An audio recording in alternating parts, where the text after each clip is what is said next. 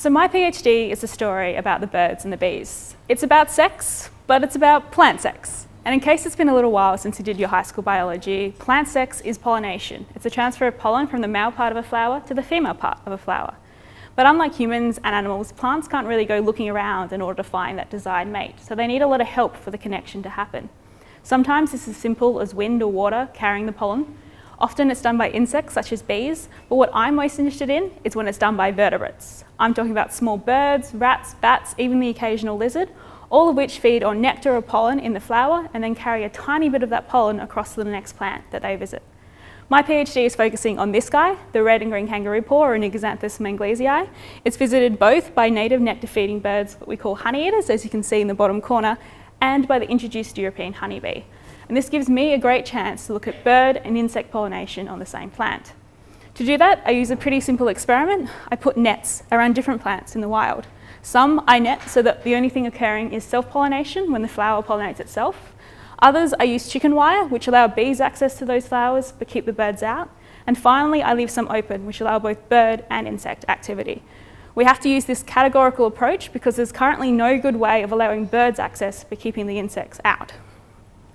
What I found is that birds are critical for the pollination of kangaroo paws. Not only do flowers that have been visited by birds produce up to 50% more fruits, those fruits contain up to 90% more seeds, which makes a huge difference for the survival of the species over the long term.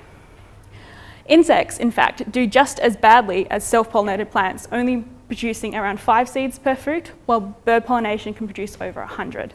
The reason why I think insects are so bad compared to birds is because when it comes to pollination, size often matters. Kangaroo paw flowers have evolved to perfectly fit bird pollinators. They drink nectar at the base of the flower and they brush up against the reproductive parts up here. Bees, on the other hand, when they visit the flowers, completely bypass that reproductive area altogether and just really focusing on gathering pollen for themselves or pleasing themselves with nectar. My next question is why? Why would kangaroo paws, or any other plant for that matter, evolve to promote bird pollination over bees? And our theory is simple. It's because birds can travel further than insects ever could, so it means you can spread your pollen over vaster distances. To test this, I'm collecting seeds from each one of these categories of plants, and I'm using genetic techniques to assign the father to those seeds. That way I can tell you exactly how far that pollen has been carried by different pollinators.